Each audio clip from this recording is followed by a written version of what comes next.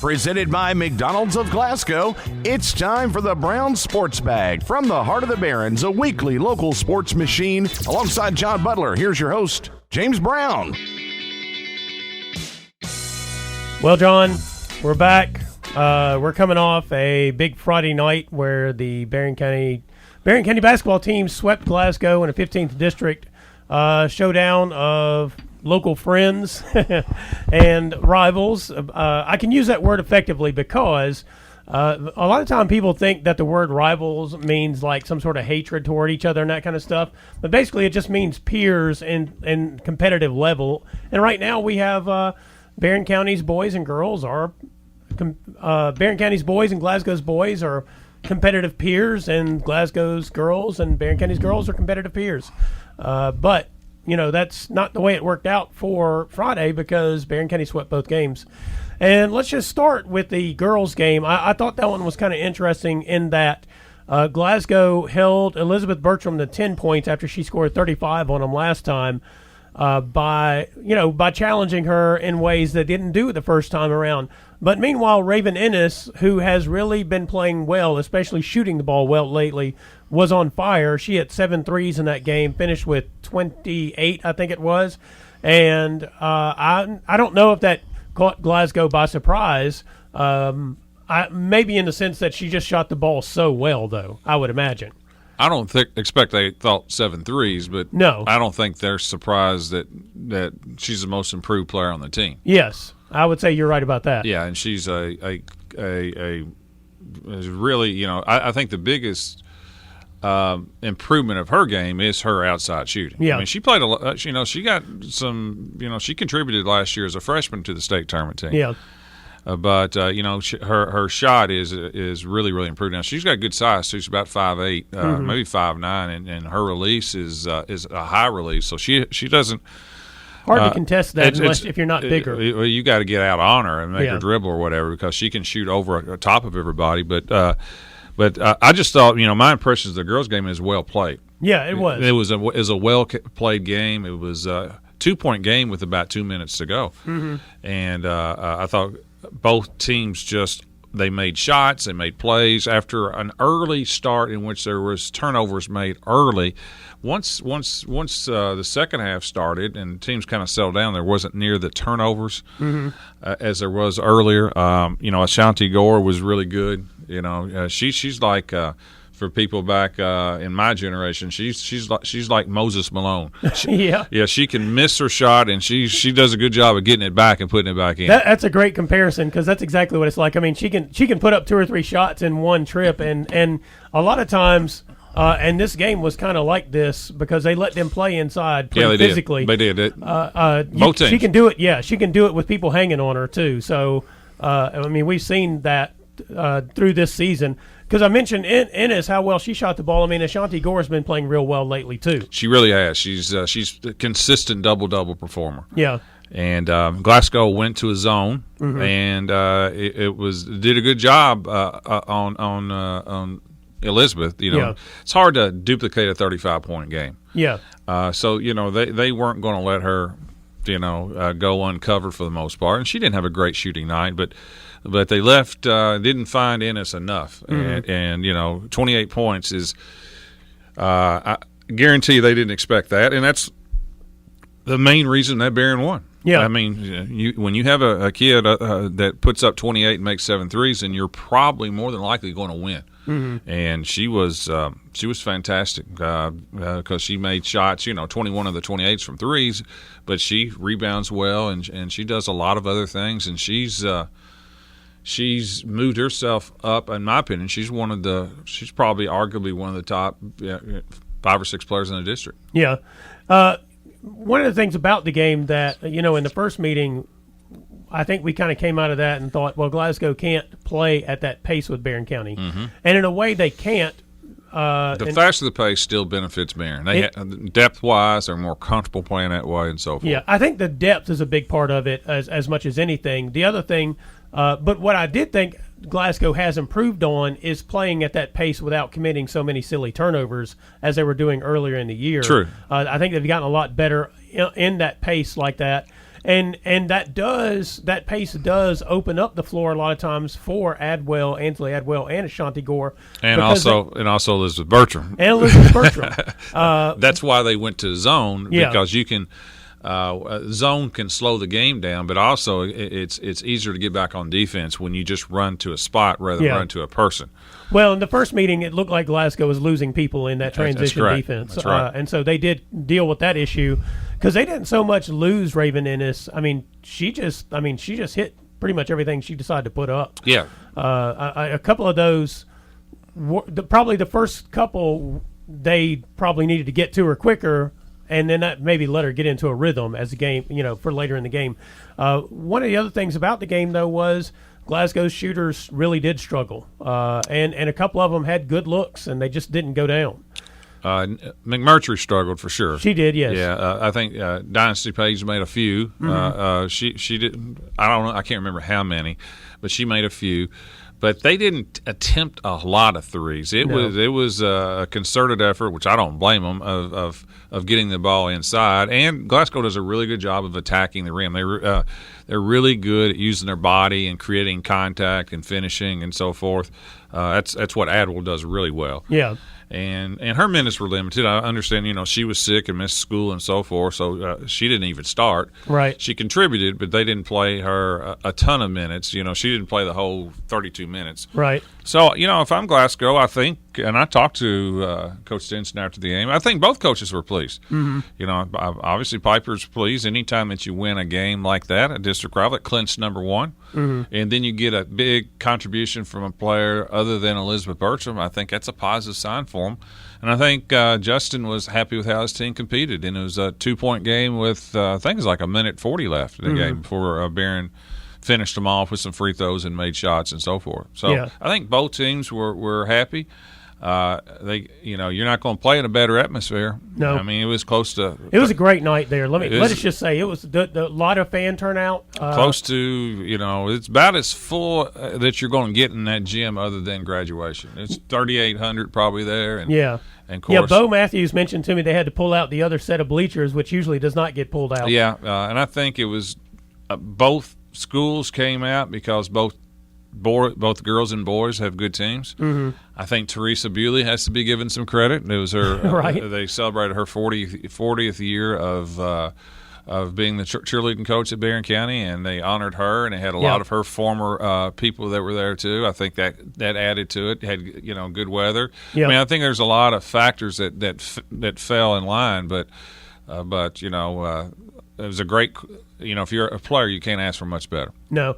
During the course of the game, as I was taking photos and taking notes, one of the things that just kept popping up into my head was the fact that, and this isn't saying that Allen County or Monroe County can't pull a shocker, because it does happen in the district occasionally, but I was thinking to myself, if this is the district championship matchup, it's going to be great.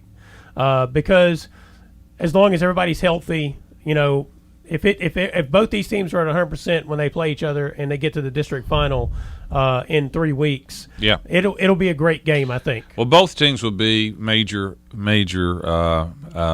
favorites to win their first round. If Barren and Monroe in particular, Barren will be a huge favorite. Now, if Allen somehow beats Glasgow, which I don't think they can in girls, but it is at Allen County, but even still, I'm talking about it this week. They play each other. This week. That could change. That would make Allen the number 3 seed, and so it'd be Allen and Glasgow again.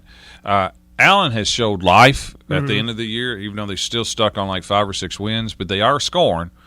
But I can't see either of those teams. It would take a C to a D effort on either Barren or Glasgow right now for them not to qualify for the regional tournament. Yeah, you mentioned the Allen game. Glasgow does have 2 district games left. They host Monroe County tomorrow night and Allen next Monday. So they still have a couple of games left for the finalizing of the seeds and all that. That's right. But if they split, they'll stay away from Barren. Yeah, that's right. There's almost.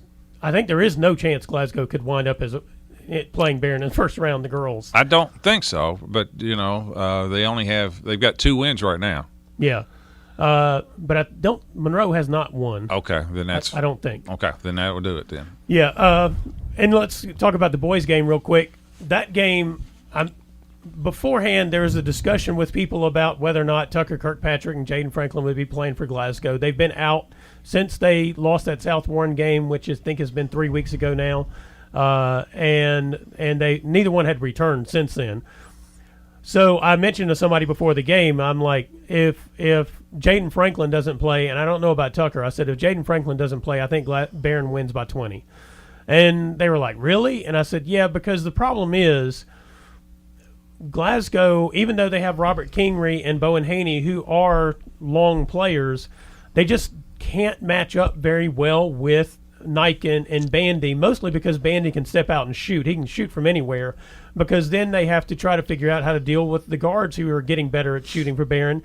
And the matchup's just not good without Jaden Franklin in there, because also Jaden Franklin takes off so much pressure from Glasgow's other players on the offensive and defensive end of the court. And I think people just don't realize how big of an impact he has on the court. I mean, sometimes I think people discount how good he is as a high school basketball player. Because I haven't seen him a lot. Yeah, I mean, he's only played. This is a year and a half. Yeah, I mean, he hasn't. We've not seen much of him since the end of his sophomore year, because we didn't see him at all last year. He's missed part of this season, so we've not really seen him enough. I mean, he is a difference maker on a basketball court in so many ways. A lot of them, you don't realize he's making a difference. He's a dominant force on the inside, no question about it. So he didn't play. Tucker Kirkpatrick did. I thought Tucker moved pretty well too. He did look good. I'm always concerned, and I hope this goes back to what I said about the girls' game. I hope that both these teams are 100% when we get to the district tournament, because we do have two good teams, even though Glasgow is struggling right now. Yeah, well, they are struggling mainly because of injuries. Yes. And Kirkpatrick is not 100% healthy. I don't even know. I wouldn't even know where to put him. No. Though I did think he looked pretty good. And we just talked about the loss of Jaden Franklin. So, and you combine that with Glasgow playing just a very tough schedule. You know, they've it's not like they've lost any bad teams. Right. They've played LaRue, which is a very good team. Yeah, got Mark Good in there, who's going to be playing, offensive tackle or something for Barren, WKU? Then lost to Barren. Barren's good. And then lost to Logan, who's won 15 straight. Yeah. So it's been tough for them. And Barren, I give Glasgow credit. I thought Nick Sorrell was fantastic in the first half. Barren had no answer for Sorrell. And it seemed like Glasgow had no answer for Aiden Niken for the most part. Yeah, that's right. And but in the second half, Barren just dominated the boards. I mean, just absolutely any miss that Barren made, especially in the third and fourth quarter, Glasgow had just no answer. Yeah. And the lead just got, I can't remember what the final score was, 18, 20-point game. Yeah, 17, 80 to 63. That's right. And it was just a dominant effort on the boards for Barren. Niken was good. I thought Gavin Withrow was really good. He made a couple of key threes. I think his play has really, really blossomed as the year has gone on. And just a good overall. Barren shot the ball good enough from three. I think Barren had 6 or 7 threes. And anytime Barren can shoot 6 or 7 threes, they're going to be hard to beat because Barren's a good defensive team. They're really good, solid on the board, solid defensively. And Glasgow just did not quite have that. They didn't have enough to hang in there. I thought Kingery had a good game. He had 12 points. Yeah. But that's probably the best game I've seen him have this year. He played well, but Sorrell had 25, 27, but not. They didn't get a lot of production from many other players though. Yeah, and that's mentioning the Glasgow girls not shooting well outside. I mean, the Glasgow boys didn't either. It's not really their forte though. That we've already discussed that this year. I mean, their forte is getting in the paint. When Franklin's playing, getting the ball inside to him. Correct. Their most consistent outside shooter is Tucker Kirkpatrick, but he's missed most of the season. That's correct. But he did elevate. The thing that I noticed about him, he did elevate well on his jump shot. Yeah. Now it's if he can trust the knee, and the more he plays, and he looked good. He can get more in a rhythm of shooting. He get back to practice. That's the other thing. He hasn't practiced much either, and the practice part will help him down the road if he can stay healthy. And they've got to walk that line between, they want to be healthy as they can in 3 weeks because that's when the district tournament. Yeah. So you want to be healthy, but then again, you also want to be in game shape and being prepared too. Mm-hmm. And it's hard, sometimes when you're just dodging injuries. And one of the last few years that I coached, we had injury after injury and after injury after injury. And, why aren't you playing better? Well, it's not just that the kids are hurt. They can't practice. Yeah. That's the other thing, isn't it? That's the thing that people don't get. Yeah, well, they're hurt. Okay, well, they're back. Yeah, but they haven't practiced in 3 weeks. Right. And then when you got certain injuries, whether it's knees or whatever, you can't over practice them either, so they never get in shape either. Yeah. And the outside world doesn't really know that. It's not like that we got that high schools have pools that they just go swim and stay in shape, or they got trainers watching them and you're monitoring food. You just don't have that luxury. You mean you guys don't have those facilities? No, you don't have that stuff. So it's not just that they're not playing. Is when they do come back, oftentimes they haven't been playing and practicing, and they have limitations on how much to practice. You just hope you get them to the game. Yeah. But what I found is sometimes just getting them to the games, it's not enough to beat a good team. Yeah. Well, and one of the things you mentioned, wanting to be healthy in 3 weeks, the problem for Glasgow is they've got 2 games in the next week that are pretty important to them because Allen County and Monroe County have been playing better on the boys' side of late, and they are real threats to I don't know that Glasgow can wind up in the 4 seed. They could be the 2 or 3. They want to stay clearly away from Barren. Yeah, and vice versa. Barren. Right? This is one of these unusual situations where Barren wants Glasgow to win. Yeah, that's right. They may be your rival, but it's in Barren and Glasgow's best interest that Glasgow wins some of these games. Yeah, because that would be. Because we failed to mention January 3rd, Glasgow won the matchup.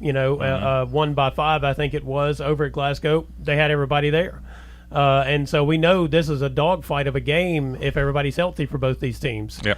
And you're right. Neither one of them want to wind up playing each other first that round. Elimination game in that first round. No, they've done that too much lately. Yeah, I know. Overtimes and everything else. I'm sure Cunningham and Willett would like to give their cardiologist a break in February.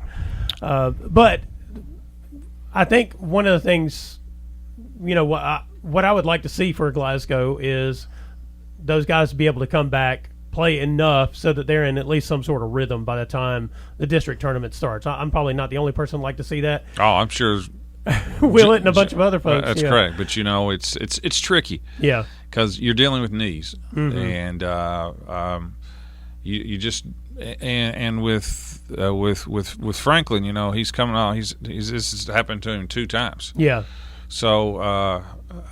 It's a tricky situation for him. I know that he wants to play. He wants to play with his teammates, but he's also, it's clearly giving him problems. He's got baseball coming up too. There's a lot of factors that are involved. I'm sure a perfect world he'd be playing. Yeah. You want to play your senior year, and there's nothing worse than sitting out in front of 3,800 people. That's a dream. You want to play during that situation. Well, and he's got to do whatever is right for him for his future. That's exactly right. And follow. He's also got to go along with the medical advice. Yeah, that's right. Well, look forward to the games coming up this week for all these teams. Like we said, good game tomorrow between Barren and Greenwood. That is correct. That should be interesting. We may come back in our final segment and do a little deep dive into the 4th region boys and girls because it's been a pretty interesting year. Right. All right. This is Brown Sports Bag brought to you by McDonald's of Glasgow. We'll be right back. Presented by McDonald's of Glasgow, it's back to the studio with James and John, the Brown Sports Bag.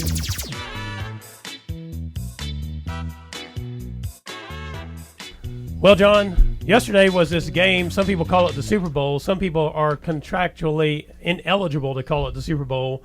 I don't know which one we qualify for, but if it's after the fact, I don't guess it matters, so we'll call it the Super Bowl. Some people call it the big game. You can't do promos for that thing unless you're some sort of officially allowed license to say the word Super Bowl. That's like the KHLSA in the Sweet 16. Yeah, it is. Their merchandise. Yeah, they're very protective of that. Yeah, it's especially. The Super Bowl thing is really kind of amusing considering the NFL didn't come up with the name of the Super Bowl. Hank Stram did after the fact. I think he started calling it that, and they didn't want to call it that, and they were mad at him for calling it such a thing. Anyway, history. What we saw yesterday was a game in which the team that was up 20-10, everything looked perfect for them to win the game. The 49ers. The game was every way they wanted it to be, I do believe. Up 10 with 9 minutes to go with the ball, with the best running attack in football. Yeah. I mean, the most balanced offense in football. And a good defense to go behind it. I saw the probabilities. On that crawl, I think it was on Fox Sports, they had the probability of winning up 10 with 9 minutes to go, 95%. That's the probability of winning. Yeah, I think 538 puts that number out. They do all kinds of statistical stuff, and they'll put out probabilities during the course of a game like that. Yep. Lots of people were giving them a hard time this morning because they also, missed the election in 2016. True. So they've caught a lot of flack about their prediction ability. But with that, let's talk a couple of things about the Super Bowl before we talk about the crazy comeback. And I say crazy only because of the amount of points scored over the last 8 minutes by the Chiefs. And actually, it was less than 8 minutes. It was 5 minutes and 30 seconds. Mahomes threw an interception, and at that point, San Francisco still led 20-10. Mm-hmm. And when he threw that interception, I thought, oh, this is over with. Yeah, I didn't think that. Well, but I like the hand that San Francisco had. Yeah, so first of all, let's talk about a little bit about the Kyle Shanahan thing, because a lot of people were beating him up for not calling timeouts before halftime. Because that's what we do. Yes, and here's the thing about it. I mean, I will say, as I'm watching the game, I'm like, wow, why did he not call timeouts? But then as I thought about it, two things happened. 49ers ran two plays that were perfect in the last 40 seconds, all right? One of them was to George Kittle down the sideline with 7 seconds left, and if he doesn't get called – Are you talking about in the first half? Yeah, in the first half. That's what I'm talking about. Right. If he doesn't get called for the offensive pass interference, they at least get a field goal. Then they get the ball to start the second half. Right. And I can see why he would want as much time to go away as possible, because here's what we've seen from the Chiefs throughout the playoffs and even a lot during the season. The last 2 minutes of the first half, they will put up points on you. Yes. And they're really good at it. And I can imagine that Shanahan in his mind was thinking, we just need to not give them the ball back for as long as possible. He was playing conservative. There's no question about it. And I don't think that was a bad idea. I mean, because we saw, it does. No. I think the end of the first half, did I like it? No. I think you have to trust your quarterback, and you have 3 timeouts in a minute and 40 if you wanted it, but they let it run all the way down a minute. I thought it was too conservative. I understood it. Yeah. I definitely understood it, but I think overall at the time I thought it was a little bit too conservative to have that good of an offense. Mm-hmm. Most people, when you got that good of an offense, you're going to call timeout at the end of the half. With a minute and 40 with 2 timeouts, you've got to think that you've got an opportunity to score. Yeah, he factors in his more of the fear of Kansas City. Of not getting it, and that was what he based it on. And I understand that. I didn't necessarily like it, but I'm not going to. That was not the reason why they lost the game. Oh no, it was not. And then that kind of transitions to the second half where you have this 20-10 lead. And I thought there was one play on the drive where the Chiefs got the touchdown and got within 20-17, and it was actually on a 3rd and 5. I mean, it may have been 3rd and 7. I think they had converted 1 third down to this point in that game. They were like 1 and 9, and they're like the number 1 third down team in the league, I believe, conversion rate. And Mahomes got pressure. They had Williams out in the flat. He dumped it off to him. Williams made a couple of guys miss, and he got a first down, and then they go ahead and score a touchdown and get within 20-17. I thought that was a critical play, mostly because the 49ers had been making the tackles, had been making the plays defensively to that point. And after that, that's when it seemed like the 49ers lost confidence in themselves, or the coaching staff lost confidence, or I don't know what, because the 49ers, as you've already mentioned, have the best running game. They've had plenty of opportunities up to this point to shut the door on the Chiefs, and they haven't done it, and now the door is open, and the Chiefs are taking full advantage of the circumstance. Yeah, it's a funny game. When you lose a 10-point lead with 8 minutes to go with the ball, I think there's not one person loses a game, and clearly not the coach that loses it, but there's factors that go in. You have to – the team with the lead has to make some mistakes. and they didn't make any physical mistakes. They didn't make turnovers or anything like that. But you have to do something to give the other team an opportunity to come back, and then the other team that's behind has to take advantage of that. Yeah. Well, clearly Kansas City took advantage. San Francisco, I think this is an offensive and defensive problem. When you're up 20-10, and for the first 34 minutes of the game, you play against the most explosive team in football, and you give up no big plays. None of their fast receivers ever got behind anybody. And then all of a sudden, when you're up 10, you would think you would really keep them in front. I thought the biggest play of the game was the 40-yard pass on third down to Tyreek Hill. Yeah, it was 3rd and 15. 3rd and 15, he makes a 40-yard pass, and within 2 plays after that, Kansas City scored. Now and now the game is 20-17. Yeah, I thought that was huge. And then when San Francisco failed to get 2 first downs the next time, Kansas City gets another pass over the top, about a 30 or 40-yard pass over Richard Sherman, of all people. Right. He just runs right by him, and that sets up their game winner. So defensively, they make 2 critical mistakes in which they allowed people to get by them. It looks like to me what I was reading and watching, the coverage was the same, but the players made mistakes. They let them get by, and those are 2 big mistakes that I don't think you can necessarily blame coaches on. Yeah. And of course, but offensively, it was San Francisco had a chance to end the game by either the time when you're up 20-10, they still got the ball back 2 times with the lead, and could not, with the best running game in football, they could not get enough first downs. And if you keep giving Mahomes, the best quarterback in the game, enough chances, he's going to bite you, and that's what happened. Yeah, and you mentioned when they took the game-winning touchdown there, the Chiefs, the 24-20 lead, the 49ers came back. They got to 3rd and 10. They ran a play where the Chiefs made a mistake defensively. Wide open down a post pattern. Emmanuel Sanders got behind him, and Garoppolo just overthrew it. Yes, he was wide open. If he caught it, it was 2 steps in the end zone. I mean, it was a long pass. It was 40, 45 yards. But that's why you're the NFL quarterback, though. Well, I mean, I thought Jimmy G played well. And I think you can win a Super Bowl with him. If you're up 20-10 with 8 minutes to go, you can't. I mean, some of these people on the air saying, "Well, he can't win a big one." That's just stupid. I didn't think any of that game was on him. No, I mean, that's just stupid. He threw in the first now, if he makes that play, him. though, they're ahead again. Of course, Patrick Mahomes is probably going to come down and score. But I will say the difference between Mahomes and Jimmy G. Now, Mahomes did not play well up until that last quarter. Right. He made 2 bad interceptions. Yeah, one that it went off of Hill's hands, but really it was behind him. He threw it behind him. That's right. And he did not. He looked very ordinary. Yeah. But that last pass that Jimmy G missed, I don't know, it just Aaron Rodgers would have made the throw. Mahomes would have made it. Yeah. Brady would have made it. Mahomes did make it.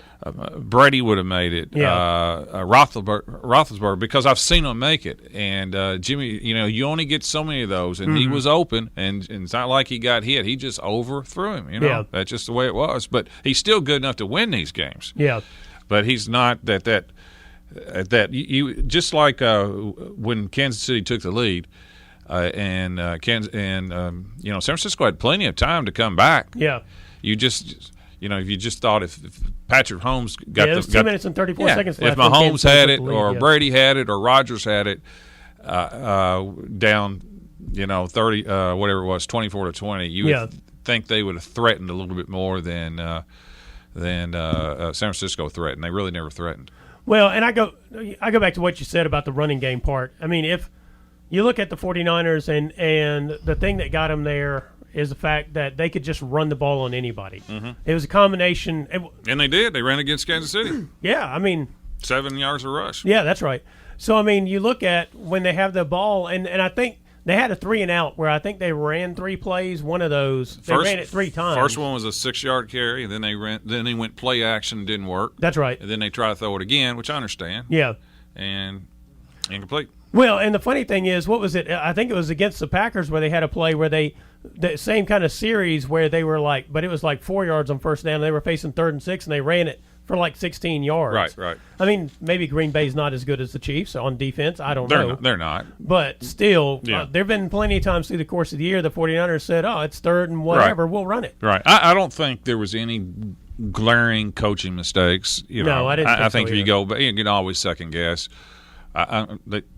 Could you run it on second down rather than throw it on second down since you're dominant? Maybe, probably. I would. But, I'm not – Kyle Shanahan is a brilliant mind. Yeah. I mean, he's just fantastic, the schemes. He had his team in position. Could he have helped them down the stretch? Maybe a little bit more. But, you also Richard Sherman's an all-pro corner. Yeah. I mean, why is he getting beat on just a go route? Yeah. I mean, I don't know what the cover is. Maybe maybe he should have had help over the top. I don't really know. But it's just funny how all game long they contained those players, and then at the end they couldn't. Yeah.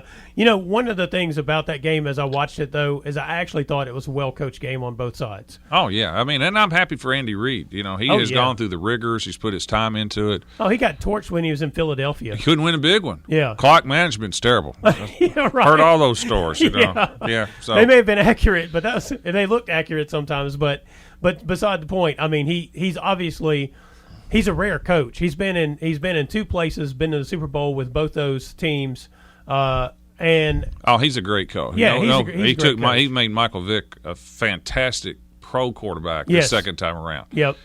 And but he's a really good coach. Mahomes takes him to that next level because down 20-10 with 8 minutes to go, it was just as much. It's on Patrick Mahomes. After that, it wasn't Andy Reid anymore. Yeah. One of the things about Mahomes that stood out to me also during the course of that game was when everything starts to kind of go wrong for the team in general, he's good at picking up his teammates. Also, he's the kind of guy that when it breaks down, that's when he's at his best. My favorite quarterback in the last 30 years was Brett Favre. Yes. Mahomes is Brett Favre without the interceptions. Yeah. I mean, he may get worse as he gets older. Who knows? Could be. But he can make any play, any throw, has no guts. His scrambling was really important, too. Yes, the it night. was. And he reminds – I love watching Favre. Gunslinger, no fear, except Favre would throw to the other team more than – Yeah. But Mahomes looked like Favre that first half, 2 Yeah. interceptions. But they're very, very similar, except Mahomes – maybe a better athlete. It's, when you look back at Favre, you remember him as he's old. He was a really good athlete. Yeah, he didn't throw the ball in high school. He ran the option. Right. They ran the wishbone when he was in high school. So he was a running quarterback going way back. And actually, when he went to Southern Miss, he was recruited as such, but they changed coaches. And so thank goodness for him. Yeah, thank goodness for him. But yeah, I thought that comparison was spot on because that's exactly what I was thinking was in the chaotic moments, he's a playmaker. Yes. Basically. He happens to be at quarterback, but the bottom line is he's a playmaker. Well, this is Brown Sports Bag brought to you by McDonald's of Glasgow. We'll be right back. Presented by McDonald's of Glasgow, it's back to the studio with James and John, the Brown Sports Bag.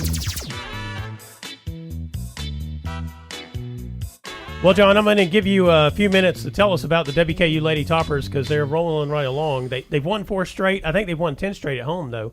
And they had a couple of – I mean, the wins were impressive this past week. They're 8-0 at home. Yeah. And, they got it up to 14-6. They've got 3 losses in the conference, but they played their schedules because much more favorable because they played the best teams, Rice and Old Dominion, on the road early. Yeah. So the toughest part of their schedule is over with. And they got tough. They got a road trip this week where they go to Old Dominion and Southern Miss. That won't be easy. But, yeah, they're playing well. They're not shooting it. What's amazing is they're shooting it from 3 atrocious for them. They're only 21% in the conference. Yeah. And they led the conference, I think, last year. And so their numbers are down in terms of shooting, but they're defending and rebounding so much better. And Raneem El-Jadawi's just having, she's had 10 double-doubles against, I think, FAU on Thursday. She had 27 points and 18 rebounds. Wow. She came back with another double-double, and Dee Givens is starting to play score better. She had 25, and she had 19 points Saturday. And Whitney Creech, those 3, are playing extremely well. Yeah. Now, the key is we got, the Lady Toppers got to get somebody else going. Sherry Porter went out with a knee injury Saturday. And, I don't know if it's serious or not. It did not look good to me. Mm-hmm. So I'll be interested to see how long she's out. And she started every game. She in the past has been one of their better shooters, hadn't she? This year, early in the year. Yeah, she averaged like 13, 14 points a game up through December. And now she's down to 7 or 8 points a game. Alexis Brewer is the one that coming off the shoulder surgery that I think is going to be a key down the road. She's not been healthy. Has not scored a lot, but she's about now 10 games back from major shoulder surgery. She's probably going to get extended minutes if Sherry Porter's out. I started off with the Lady Toppers. I mean, you do the broadcast of their home games, and you've gotten to see them a lot. And the wins, just like I said, the Thursday, Saturday wins, they were impressive wins in style. Right. But also, I became fascinated over the weekend just looking at the state of women's college basketball, because UConn's number 4 right now. I think Oregon is number 1. No, South Carolina's number 1. South Carolina's 1. And I was kind of looking, and I was like, there was a point in time where with women's college basketball, you look at the top and it'd be like the same 5 teams basically. But it's actually been in flux a little bit, and there are teams from all across the country that are in the top 10. Some interesting, different teams than usual, I would say. Well, it's South Carolina has won it before. They're up there. They've become a pretty much consistent powerhouse. They have. I think the fact that UConn doesn't appear to be as dominant. Yeah. That's a little different. They're still number 4 in the country. They've only lost, I think, once, maybe not one time, so they're still pretty darn good. Right. Oregon is really good. Probably got the best player in the country. Now, Notre Dame's only won 6 games. They're probably the second best women's program in the country in the last 15 years. Yeah, Louisville beat the crap out of them. Well, yeah, they've just lost everything. They lost 95% of the scoring. Louisville's still good. They're number 3 in the country. Yep. And Baylor is number 2. I mean, Baylor may be 1. Baylor's 1 and South Carolina's 2, or maybe it's first. South Carolina was 1 on the weekend. I don't know what the most Baylor's recent poll is. Baylor's 2, and Baylor is fantastic. Baylor won it last year, and they're just remarkable. They're right back again. They lost a ton of players, so it's still, you got some heavyweights up there. Baylor and South Carolina has 3 fantastic freshmen. Louisville is incredible turnaround. I mean, it's just amazing the job that Jeff Walls does. UConn, Oregon. I think it's going to come out of those 4 out of those 5 will probably be in the Final Four. But yeah, I do think the depth is better. UConn's not getting all the best of the best, and in the West Coast, the Pac-10 has 3 teams in the top 10. Yeah, UCLA, Stanford. 4. Oregon, Oregon State, UCLA, and Stanford are all in the top 10. Yeah, pretty good. I just was looking at it, and I was like, the interesting part to me is geographically, because you've got teams from the Northeast, you got teams from the Northwest, you got teams from the Southwest, Southeast, middle of the country. I mean, that's kind of the interesting thing to me, is because a lot of times you'll see these things filter out in one area of the country becomes kind of dominant, and that's not necessarily the case in women's basketball. It's not. It's a little bit better in terms of depth of play, and it's a good sign. Yeah. Though I do think Kentucky has been much more down. Yeah, the state of girls basketball in Kentucky, because and just the numbers. It's a huge hit in terms of numbers. Participation rate is down. Yeah, and that's in this last segment. That's something we can talk about as well in relation to the 4th region. Yeah, because you mentioned, Louisville's players are predominantly not from Kentucky. Kentucky's players are predominantly not from Kentucky. No. WKU probably has the highest number of actual from in-state players. They have 2. Yeah. And 2 of their best, but they have 2 total on their team. Yeah. So it's not really, but they're 2 good ones. Dee Givens from Lexington Lafayette and Whitney Creech from Jenkins, Kentucky. Yeah. They got one coming in next year from North Laurel. South Laurel, I'm sorry. It's coming in. It's a good player. Yeah, so, even within the state, we've seen more if you want to see a team that's loaded with Kentucky players that's really good, it's Camelsville. Yeah, that's true. That is very true. Yeah. Are they number 1 in their NAIA right now? 1 or 2. Yeah. They actually are very good. And they're loaded with Allen, Barren, Caverna. Yeah. They got a couple from Louisville, I think. Yep. Mercer County. Yeah. They are loaded with Kentucky talent. Yeah, that's a good point. I mean, if you want to see a bunch of Kentucky talent on a women's basketball team, Campbellsville is the spot for you. Yep. But in terms of like those others, there's not as in the past. I feel like there have been more Kentucky players on those teams than there are right now. I agree. Yeah. Indiana came in and took 2 good ones. Yeah. And Rice took the best player in Kentucky last year. Is that yeah? Yeah, she went to Rice. She's playing down there. Yeah, so we're getting pilfered a little bit as well. Pilfered some, that's right. Meanwhile, the WKU Hill Toppers lost both of their games on their Florida trip. Mm-hmm. And kind of in the same fashion, they got down and couldn't come back, basically. Couldn't finish the comeback. Yeah, I mean, they played so well at home, which is good. But, I think your weaknesses are exposed more on the road. Yeah. And size is just, it's size and depth. Mm-hmm. Against Florida International on Saturday, the only 5 players that score were the 5 starters. Mm-hmm. That's it. And they're playing people 39, 40 minutes. Mm-hmm. And that's when you're small, it takes a lot of energy to play small against bigger competition. Yeah. And they were competitive both games, and I think ideally they'd like to split down there, but they couldn't get a split. Yeah. And I'll be honest with you, Conference USA is the travel situation in Conference USA is really tough because you play Thursday, Saturday. You have travel partners. Yeah. Everybody that comes to Western, like you play at Western on Thursday, then it's Western Marshall as a travel partner. Yeah. And it is a difficult thing to do to play you're playing a 7:00 Thursday night game. I'll give you an example in women. The Western plays Old Dominion they play Louisiana Tech Thursday, 7:00 game. They fly in Wednesday. There's no way to fly into where's Louisiana Tech? Ruston. No way to get there. I think they fly into Shreveport. Yeah, that's as close as you can get. Then you bus over there. They'll play them at Thursday night. After the game, they'll get on a bus and they'll drive. They'll bus 4 hours to Southern Miss. Yeah, Hattiesburg down there. That's right. So you'll get there at 1 or 2 o'clock in the morning. You have you get up and have a walkthrough, and then you play 2 o'clock Saturday. Yeah. That is really, really, really difficult. And all teams have to do that because they got all their Thursday, Saturday games for whatever. Mm-hmm. And it is tough. And if you just kind of look at how these games are going, it's really hard for the road team to win that second game. Yeah. Let me tell you a little bit about that bus trip from Ruston to Hattiesburg. It is not nice. You're on an interstate for part of it, but it's I-20, and it's got red clay underneath it, so it's like riding on a roller coaster. So if you get seasick, you might get seasick on that bus ride.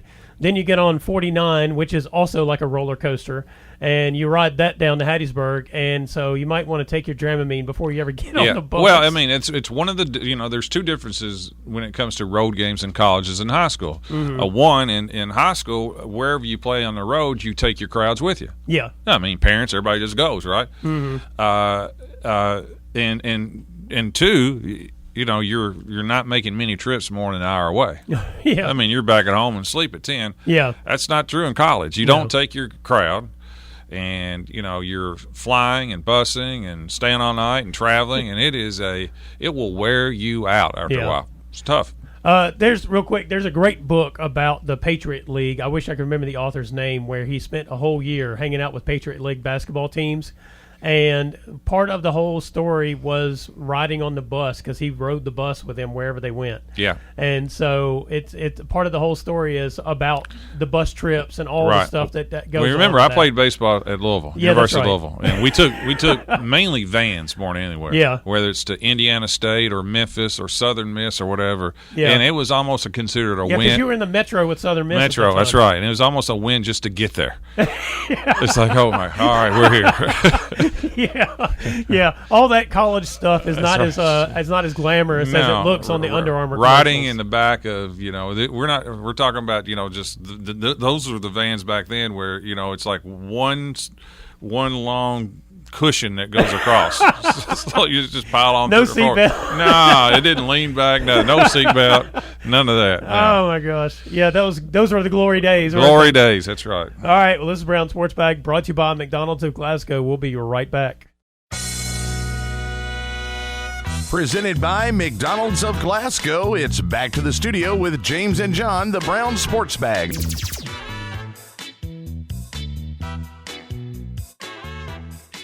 Well, John, as we creep ever closer to the high school playoffs, the basketball playoffs there, the district tournaments start, I think, on the 24th, February 24th. So, yeah, we're 3 weeks away, 21 days from the day we'll be watching some playoff basketball. And I figure it's a good time to kind of just assess where the fourth region is at the moment in general. And then we'll start on the girls' side. Right now, I will say that I think Bowling Green is just way ahead of everybody else on the girls' side. The team to beat. They are the team to beat. I agree. They are the team to beat. I think the only team that, in my opinion, has a legitimate shot to beat them, and they haven't proven it yet, would be Barren. Yeah. Bowling Green's beat them 18 and 20 points. Yeah. But I still, which is basically the same amount they beat Glasgow as well. Yeah. So. But I think Barron's how they play gives them a better chance. Yeah. To be honest with you. Plus, the fact they won it last year will help them a little bit. But it's right now it's Bowling Green's to lose, just like we said last year, it was Barron's to lose. Yeah. And it's roughly the same way. And there's been an oddity too. If you look at the history of the girls' fourth region, it often happens where the team that loses the finals of the region the year before comes back and wins it the next year. Yeah. That's happened several times. Yeah. And it's Bowling Green lost last year. As a real young team to a very experienced Barren team. Yeah. So I mean, on the girls' side, it's not locked up, so to speak. No, I think Bowling Green, Barren, and Glasgow are the top three teams. Yeah. And I haven't mentioned Russell. They're at 19 and 4. We just kind of gradually, just dismiss them. They're 19 and 4. That's pretty good. Yeah, but I haven't, Last week I took a minute to go look at their schedule and decided that, they did win that game against Glasgow early in the year, but as I look down their schedule and kind of look at their stats and all, I'm not convinced that they're necessarily a 19 and 4 quality team. I agree. I think their schedule leaves room to be desired, but yeah. They did beat Glasgow, and they've got some other decent wins on there, but they play Barren next week, so maybe that I'll have a better indication of where they stand. Yeah, I was thinking I'd like to see that game mostly because I think it'll be interesting to see where they are. Right. Because I'm making a judgment on them, and I have not seen them play in 2 years. Other than seeing them in the regional tournament, because that's usually the way it works out with them. They show up at the regional, and you're like, I didn't see them last year. Oh, okay. I did not see that game. Yeah, I've seen them the last 2 years in the regional tournament. I think I saw them when they played Glasgow. Maybe it was last year. That may have been a Glasgow home game. And to be honest with you, the thing about that Russell County team is they changed coaches. They've got players, like a couple of them, that are still names left over from that team, and they've just gotten better. They've gotten better. So maybe they are a legitimate 19 and 4, and maybe they are a legitimate threat. We shall see. But outside of those four, Logan County's not been what we thought they would be. Losing record in a district that's very weak. Yeah. We thought Metcalf might be a threat this year, but they've struggled. We thought they'd definitely be a good shooting team. They have. They can score, but they've had trouble. Their size, they have almost no real size inside. That's given them trouble, and they're young. Yeah. And then I think Franklin Simpson, I thought they would be a little better this year, but they're young. And they're young. And the second best player tore ACL too. Right. So I would say if there's there are two teams though that if I would say right now have improved a lot, especially from last year, it'd be Warren East. Mm-hmm. Warren East was getting better, but they've gotten a lot better this year. And Warren Central has actually been playing pretty well lately. They have, and I'll give Piper credit. I don't know if I thought they would. I told you at the start of the year, I thought they were the second best team. Yeah. But to lose 4 seniors and to be 20-4 is still pretty good. Yeah, that's right. Yeah, a 20-win season is nothing to sneeze at. They face a top 10 team this week. They got Casey County coming. Yeah, that'll be an excellent test for them to see how that pans out. That's right. And then meanwhile on the boys' side, Bowling Green and Warren Central split their regular season meetings, and I think I'm not sure which one is the better of the two of them. I'm not either. Now. I think Warren Central. If you just had to make me pick one, I'd pick Warren Central. I think they still have more people who can score than Bowling Green. Right. The region still has to go through those two. Yeah. I do think the region in boys is much more balanced than the girls. Yeah, it is. There's after you get by 2 or 3 in the girls, it's real shaky. Yeah. And we've said that before, and it's not a knock. It's just the way we see things. It's guys, you can go. I think you can go 8 or 9 pretty good teams. Yeah. I mean, they're just in the Bowling Green district. I mean, Greenwood has shown signs they have beaten good teams and lost to teams that scratch your head. They lost to Cumberland County, by the way. But they're 14-9 and 9 losses. They've in that district. You know, I mean, with Bowling Green and Green, I mean, they played a really difficult schedule too. Right. So they're a dangerous team. They play Barren tomorrow. It should be a real good one. Yeah. Logan is the team. They've won 15 in a row. They're 19-3. Mm-hmm. They won 2 or 3 without Anthony Woodard. Yeah. And that's the team that, I think they've not played Bowling Green and Warren Central. They beat Barren and Glasgow without Woodard. They did, and that was a great game with Barren. Yeah. So we'll see. I mean, Coach Tinsley, we'll see. They rebounded well, and they can really score. It's a good sign. Yeah, and then, I mean, we've got Barren and Glasgow. Glasgow healthy, I think, is right there. Barren is right there. So, I mean, like you said, that's at least 6 right there that are a threat to win the region this year.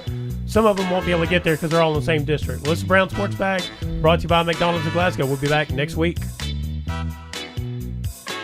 Thanks for listening, and be sure and join James and John once again next Monday at 4 for the Brown Sports Bag, a local weekly sports machine presented by McDonald's of Glasgow. Coming soon to your FM dial, this is Fox Sports Radio, WCDS Glasgow, AM 1230.